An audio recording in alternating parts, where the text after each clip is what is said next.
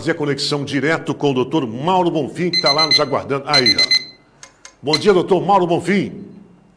Bom dia, meu caro Rogério Dias. É uma alegria, mais uma vez, retornar aí a seu programa, sempre pensando na nossa querida Valadares como uma preocupação prioritária de todas as demandas da nossa população e também dos acontecimentos mais relevantes para a vida política, social, comunitária da cidade. Isso. Doutor Mauro, eu selecionei algumas imagens da reunião de ontem. Eu até queria pedir o Léo, se for possível. Possível? Agora não, né? Mas depois a gente pode passar. Uns trechos da reunião que aconteceu na última quinta-feira. E logo no início, o senhor fez uma intervenção, né? Nós vamos falar sobre isso daqui a pouquinho. Eu quero só confirmar com o senhor como é que foi ontem. O senhor protocolizou mais algumas ações judiciais. Quais foram essas ações e quantas foram as ações protocolizadas ontem? Bem, eu vou retornar à sessão de sexta-feira, dia 8 de maio, que foi a sessão onde se votou o relatório final. Naquela sessão, e aí antes do início dos trabalhos, ou seja, a defesa agiu a tempo e a modo, Rogério, porque existe algo no direito que chama preclusão, você tem que arguir no momento certo. Então, antes do vereador Amaral do Povo começar a presidir a reunião, no dia 8 de maio, da última sexta-feira, nós arguímos o impedimento dele, correto? Esse impedimento foi desdobrando em razão das questões colocadas pela defesa, inclusive do áudio que foi captado entre um diálogo dele, presidente da comissão, e o relator da comissão, o vereador Ney. Em razão disso, em função desses desdobramentos, nós já ajuizamos a defesa do prefeito, ajuizou uma representação criminal perante o Ministério Público da Comarca de Valadares e também uma medida judicial para buscar a anulação dos atos praticados na sessão do dia 8 e também os demais atos subsequentes. E, com isso, há um pedido da defesa de suspensão da realização da sessão de julgamento, marcada para a próxima quinta-feira, até que essa questão seja devidamente apurada pelas autoridades. Muito bem, mas houve um prosseguimento, né? O Amaral, ele recebeu a documentação que o senhor forneceu, né? Inclusive, o senhor tentou apresentar um áudio onde o vereador Amaral do Povo supostamente oferecia 100 mil a outro vereador. A gravação está meio confusa, o som não está muito bom, mas deu para entender. 100 mil e 200 mil, parece que alguma coisa relativa a um carro também foi falado nessa gravação. Está rodando bastante aí pela cidade. Alguns dizem que não é verdadeira, que é IA, mas isso aí pode ser apurado, né, pela técnica jurídica, né? Mas eu queria perguntar ao senhor o seguinte: por que o senhor considera esse áudio relevante para a defesa do prefeito? E quais as medidas que pretende tomar, já que ele não foi reproduzido na sessão? Não, na verdade, Rogério, a defesa reproduziu o áudio, colocando o celular junto ao microfone, foi destinado à defesa, e nitidamente se percebe que houve o corte do som do microfone. Isso é lamentável, mas como esse advogado tem uma voz um pouco mais alta, eu consegui, pelo menos, dizer os pontos relevantes do áudio. E, inclusive, a defesa requeriu, e isso constou na ata dos trabalhos. O que constou na ata dos trabalhos? A defesa pediu a reprodução do áudio da Câmara, o áudio visual, ainda que não tivesse a imagem de vídeo, mas que no telão da Câmara, com o áudio que tem o Departamento de Sonorização do plenário, que esse áudio fosse reproduzido. E isso não foi permitido pela presidência do vereador Amaral. E nitidamente se percebe que foi cortado ou diminuído o som do microfone da defesa. Ocorre que nós já fizemos a ata notarial com a transcrição. O que seria a ata notarial? É um instrumento do Código de Processo Civil que valida a prova, porque houve a transcrição via um tabelião cartorário. Então, houve a transcrição já nessa ata notarial, com a reprodução integral dos diálogos, que fazem 8 minutos e alguns segundos. E, além dessa ata notarial, nós fizemos também uma certificação numa plataforma que chama Verifact, que é uma plataforma reconhecida pelo Poder Judiciário. Então, a defesa se acautelou para a custódia desta prova. Agora, o Ministério Público recebeu na data de ontem, nesta segunda-feira, a ata notarial, a transcrição desse áudio, uma representação criminal para apuração desses fatos que entendemos graves, porque se há um ajuste de uma benesse financeira entre o presidente e o relator da comissão, a comissão deveria ter sido imediatamente dissolvida na própria reunião do dia 8 de maio da última sexta-feira, antes da votação do relatório. Foi o que a defesa requereu. Está tudo consignado em ata. Não foi algo leviano, de forma alguma. Tudo calcado em prova do áudio e do fato grave, superveniente, que surgiu naquele momento. Por isso, torna-se a comissão parcial e impedida de prosseguir os trabalhos. Eu reparei, inclusive, que o senhor foi bastante cuidadoso quando se referiu a essas informações, né, que tinha o áudio, mas seria, de certa forma, assim, talvez não conveniente para ser ouvido naquele momento. É que o senhor apresentou, então, o material escrito, né? Eu achei, assim, bastante cuidadoso da sua parte quando agiu dessa forma ontem, naquela reunião. É verdade, Marcelo, porque é preciso compreender, nesse mundo de hoje, onde há essa devassa na vida privada de qualquer pessoa, nós temos algo que se chama LGPD, é uma Lei Geral de Proteção de Dados. Então, poderia, naquele momento, transformar essa reunião em sigilosa. Mas, na verdade, o próprio vereador Amaral do Povo é que fez questão que tudo ficasse público.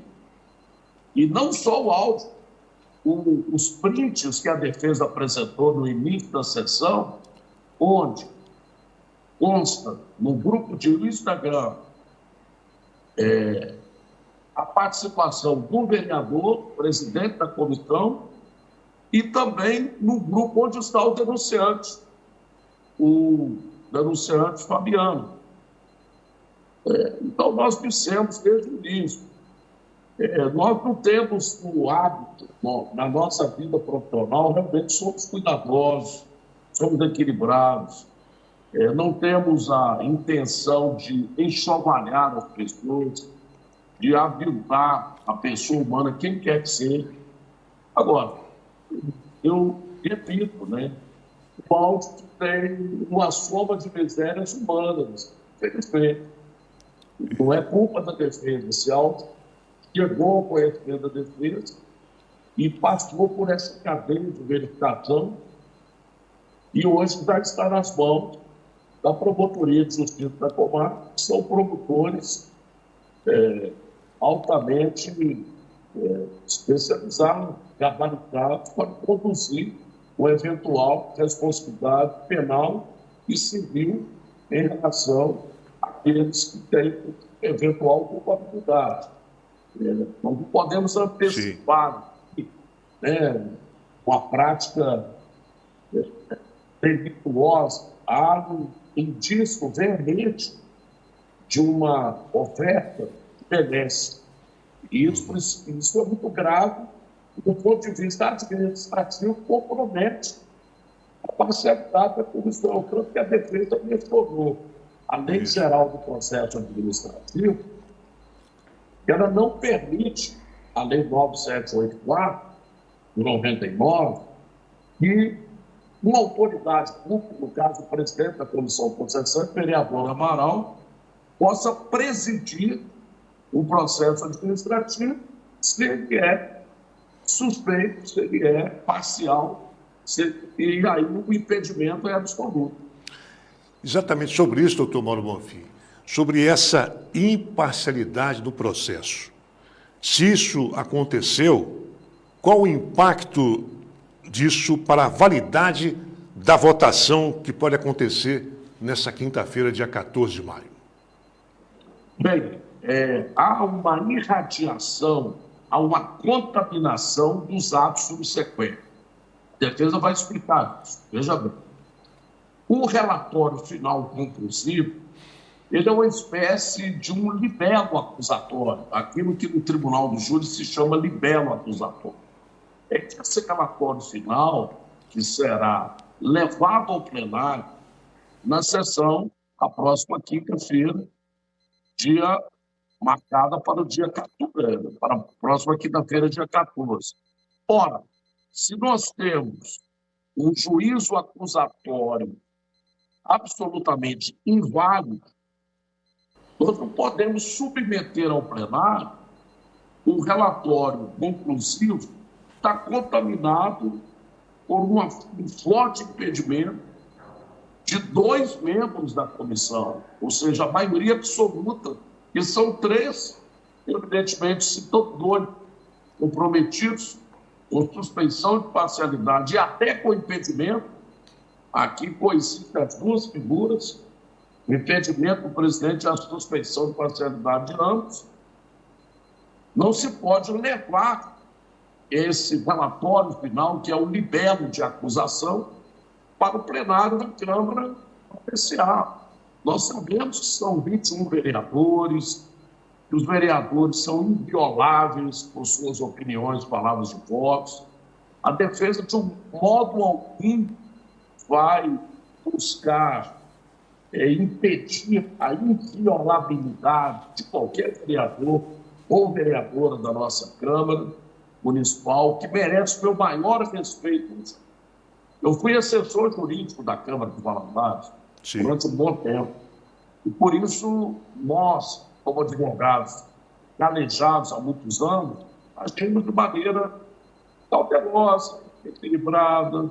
Às vezes a defesa é contundente, é incisiva, é enfática, mas jamais desrespeitosa para quem quer que seja, principalmente para os integrantes do Poder Legislativo. Muito bem. Doutor Mauro, eu queria te pedir para dirigir o seu olhar um pouquinho mais para a esquerda. Eu acredito que poder visualizar os seus lindos olhos verdes aí melhor na televisão. Opa! Aí eu ganhei amanhã e ganhei, meu tio.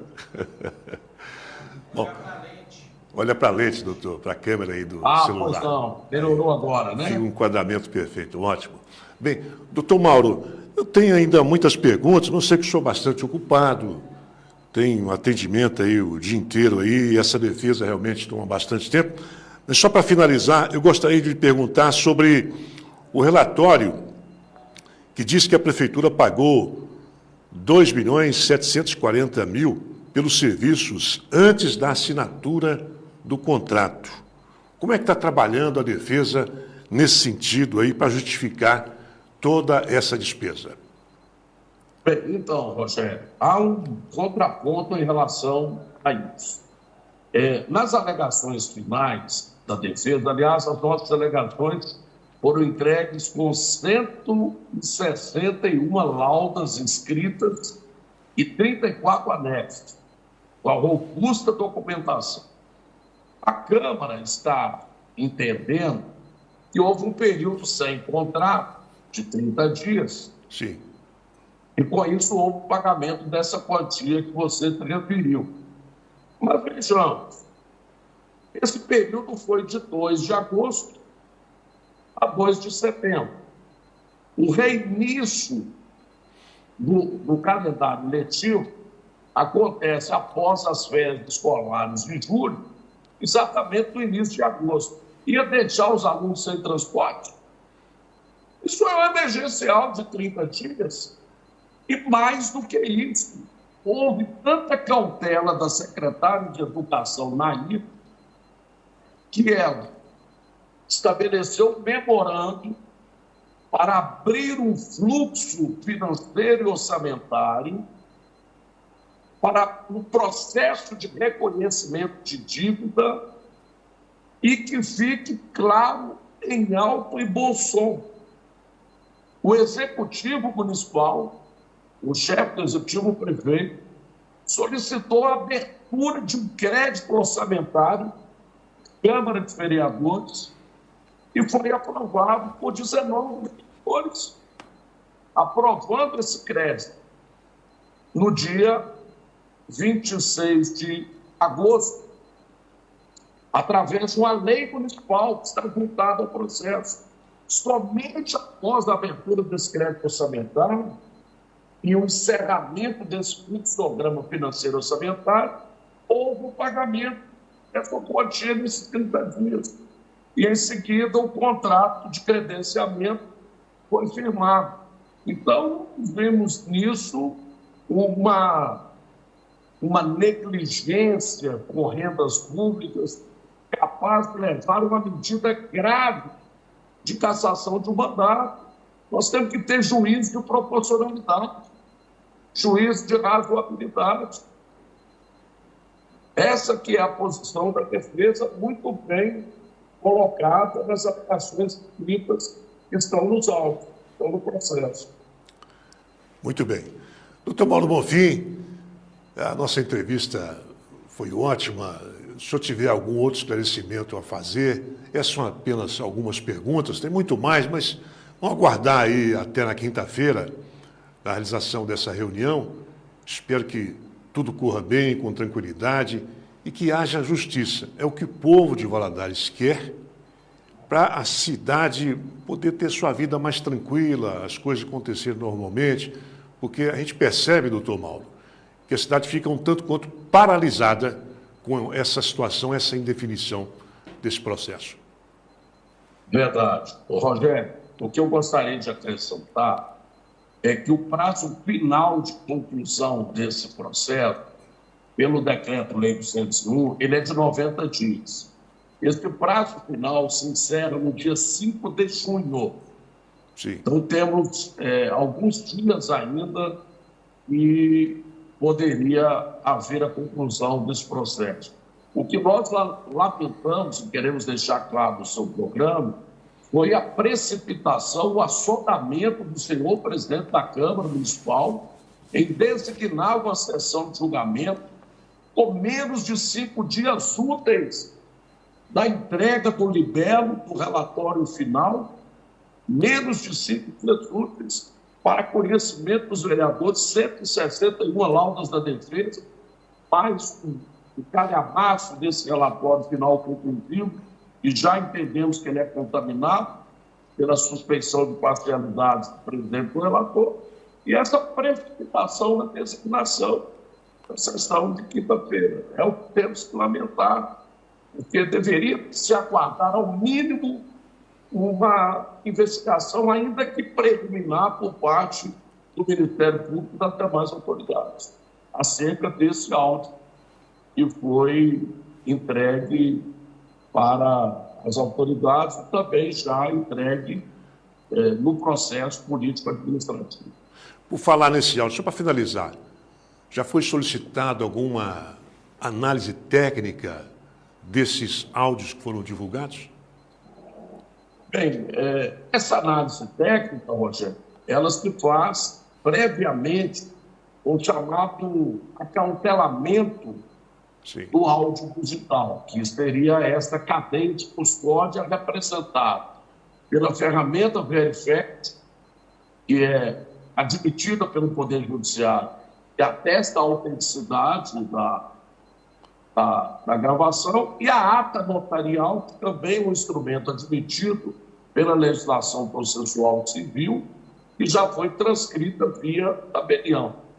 E eu gostaria de registrar que essa modalidade de prova já foi reconhecida diversas vezes pelo Supremo Tribunal Federal, ainda mais em matéria de direitos indisponíveis da sociedade, que envolvem agentes políticos, envolve um mandato eletivo de um prefeito municipal de Santos.